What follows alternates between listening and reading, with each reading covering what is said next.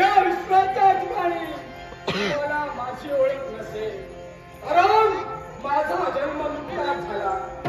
शिव शंकराच्या त्याच्यापासून माझा जन्म झाला.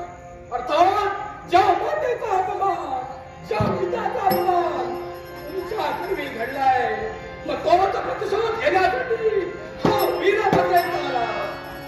शंभू महादेवाचा पुत्र तो आता तुझ्या जन्माला आलाय, वीरभद्र. कदाचित नामची ओळखी आपल्याला नसेल, म्हणूनच भृगुमहंत म्हणतात मला, संत ऋषीमध्ये ज्याची गणना होते तो सामान्य असा भृगुमहंत. याच यज्ञाचा पौराणिकचा जो करतोय तोच भृगुमहंत.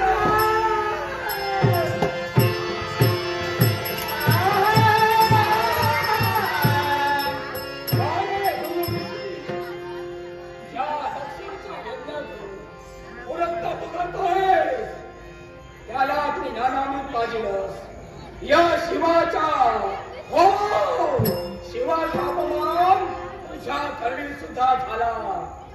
हे भृगुऋषी सांग, या विश्वाचं ज्ञान तुला आहे.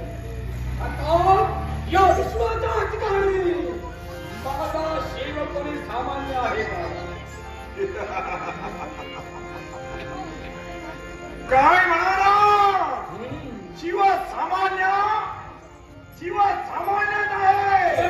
आणि म्हणून दक्ष प्रजापती घडवे त्याचा अशा प्रकारचा अपमान होतोय.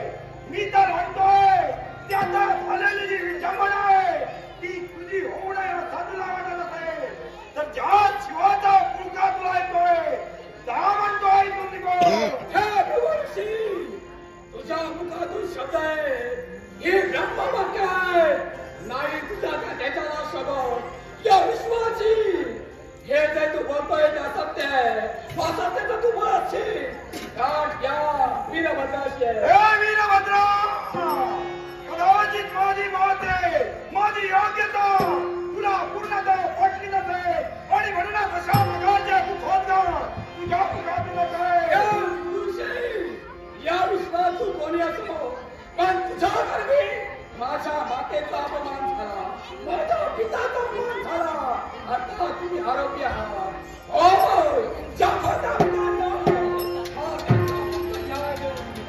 दक्ष प्रजापती, हा शिवाचा अपमान झालाय, त्याच अपमानाचा बदला घेण्यासाठी या गावामध्ये पुत्र वीरभद्र या यज्ञ मंडपामध्ये उपस्थित झालोय आणि तोच थैमान घालतोय.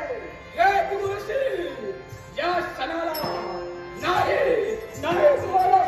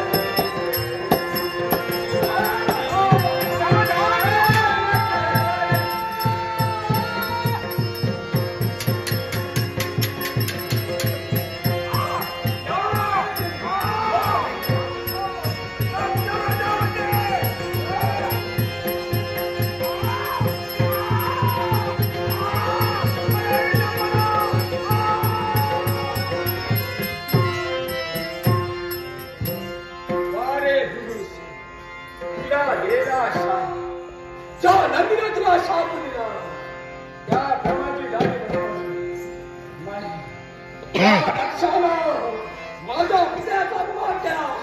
हे दक्षिणा सुस्वागतम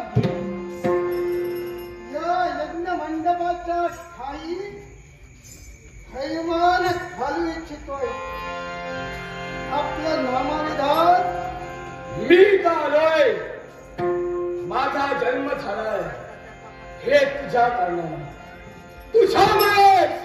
मग माझं नाव काय? मी शिवपुत्र आहे, मी शिवतेज आहे. माझं नाव आहे वीरभद्र. इथं कहाणी कशा? एकच, तू यज्ञ करतोयस, मग त्या यज्ञात माझ्या शिवाचा अपमान, माझ्या मातेचा अपमान तू केला. साऱ्या देवतांना तू आमंत्रित केलं, पण या विश्वाचा देव म्हणजे माझा शिव आहे. या शिवाला तू आमंत्रण दिलं नाही. एवढं काय, माझी माता ही तुझ्यापाशी आली होती, मग त्यावेळी सुद्धा तिचा तू विचार केला नाही, तिचा तू विचार न करता शिव शंकरावर, त्या शिव शंकराच्या बाबतीत अपत्य गोंधळ झाला. आणि म्हणूनच माझ्या मातेनं त्या तुझ्या यज्ञात स्वतःला समर्पित केलं, समर्पित केलं. आणि वीरभद्रा, तुझा नुकताच कुठेतरी जन्म तुझ्या मताला, तुझ्या देहाला, तुझ्या शरीराला पचेल एवढंच बोलण्याचं कर्तव्य नसेल. जास्त बोलशील तर गाठ दक्ष प्रजापतीशी. हे दक्षराज ऐक, ऐक माझं. तू बोलताना मी बोललो नाही. बोल. मला सांग रे, शिवाचा पुडका घेऊन तू इथं आलास. शिवाचा मी अपमान केला तो कोणत्या पद्धतीने? हे दक्षराज, या विश्वात माता पिता श्रेष्ठ आहे. प्रत्येक पुत्रानं आपल्या माता पित्यांचं ऐकायला हवं. जर का माता पित्यांचा अपमान झाला तर नक्कीच पुत्रानं जाब विचारायला हवा. हा पुत्राचा धर्म. तू बोललाय मी कोणाचा पुडका ठेवून आलोय, मी माझ्या बापाच्या आज्ञेने इथं आलो. आणि या ठिकाणी तू सांगतोयस तू माझ्या बापाचा अपमान काय केला. मग मला सांग रे, तू पुत्र कामेष्टी यज्ञ करतोय, त्याच्यामध्ये वाजपेयी यज्ञ सुद्धा केला. हो. देवदेवतांनी, तो देवतांतील घटक आम्ही नव्हे, तू देवतांनी. देवतांतील घटक तू सुद्धा आहेस. त्रिवार सत्य. मग जो देवताने यज्ञ केला त्यात तू कोण होता? यजमान म्हणून तिथं मी होय ना? प्रश्न रस्ता. यजमान म्हणून ते तिथं होतात. मग त्या देवतांचा जो यज्ञ होता त्या देवता सारे देवता उपस्थित होते, होय ना? मग त्या ठिकाणी शिव शंकरही उपस्थित होते. मग मला सांग, त्या साऱ्या देवतांसमोर तू शिवाचा अपमान कोणत्या तत्वानं केलास? तुझी शंका रास्त आहे. शंकापेक्षा शंकाचा निराकरण हे करणार. वास्तव. शंकाचा निराकरण करू शकणार. ऐक, तुझ्या शिवाचा अपमान कोणत्या रीतीनं आणि का केला तर ऐक. ऐकूया. तुझ्या शिवाला देवतत्व म्हणून मी नमस्कारही केला असता, हा. पण तेव्हा केव्हा? सांगले एखाद्या व्यक्तीला यजमान केव्हा म्हटलं जातं? त्या यज्ञाचा सर्वस्व तो होता. यज्ञाचा यजमान केव्हा म्हटलं जातं? त्या यज्ञात जो यजमान असतो त्याच्या हस्ते तो यज्ञ पूर्ण केला जातो. ऐक, काय? जो त्या यज्ञासाठी पुरोहित्य करतो तो पुरोहित्य करत असताना यज्ञाला प्रारंभ होत असत्या वेळी त्याच्या हस्ती यज्ञ कंकण प्रस्थापित करून देतो. श्रीफळ त्याच्या हस्ती देतो आणि तोच श्रीफळ त्या यज्ञकुंडात त्याच्या हस्ती अर्पण करतो. त्याच वेळी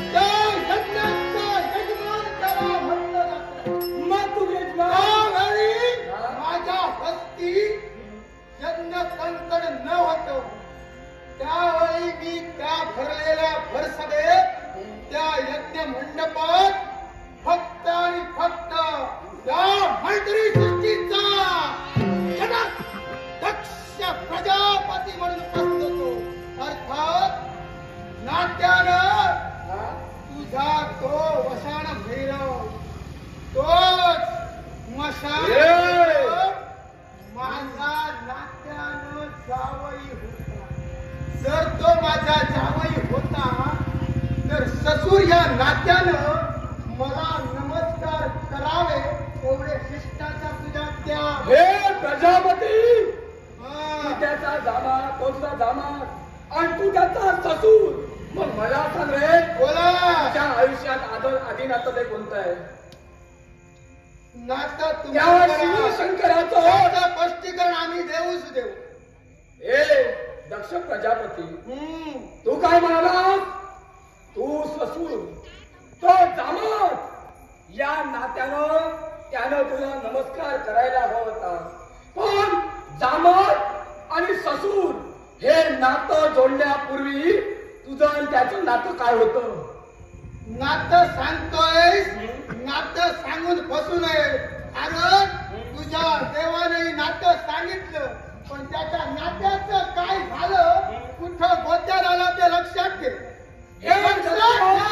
नाट्य सांगणार पण त्या नाट्याचा पुढचा भाग तुला जर सोडविता आला तर ठीक, नसेल तर वीरभद्र, तू इथं वीरभद्र म्हणून आलाय, भद्र युद्धात राहशील म्हणून जाशील.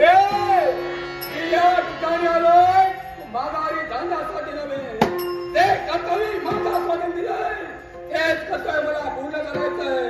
आणि तुझ्या मात्याचा मी मागील नव्हे. अगं तुझा प्रमाणात आली, स्वतः भस्मसात झाली, अर्थात मी तिला इतकं पाचारण केलं नाही.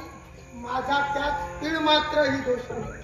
मग लक्षात ठेव, तुमचा हे प्रमाण इथं येतं, माझ्या यज्ञाचा विध्वंस करता काळा दिवसा तुम्हाला. हे दक्षिणावर ही तुझी पुत्री होती, मग ती एका कन्याच्या नात्यानं तुझ्या यज्ञात सामील होण्यासाठी आली होती.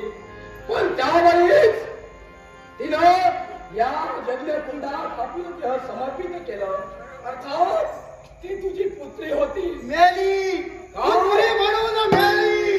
कारण जेव्हा विद्याचा शब्दाचा अनादर हे कळत पण किंवा पालन करत असतो तेव्हा तो पुत्र म्हणून किंवा पुत्री म्हणून सांगण्याचा अधिकार नाही. आता तू इथं आलाय तो बापाच्या इच्छेसाठी म्हणून तुझा बाप तुला पुत्र म्हणेल.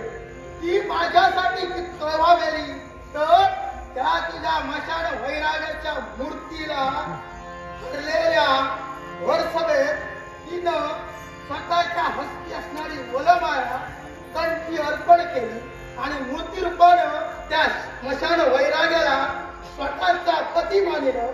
त्याच वेळी या दक्षाची मानखंड ज्या बुद्धीचा तुम्ही अपमान केला, एकच नव्हे याच्या बदला शब्द तुम्ही बोलला, ही सुद्धा स्वाभिमानी होती, ती पतिमता होती.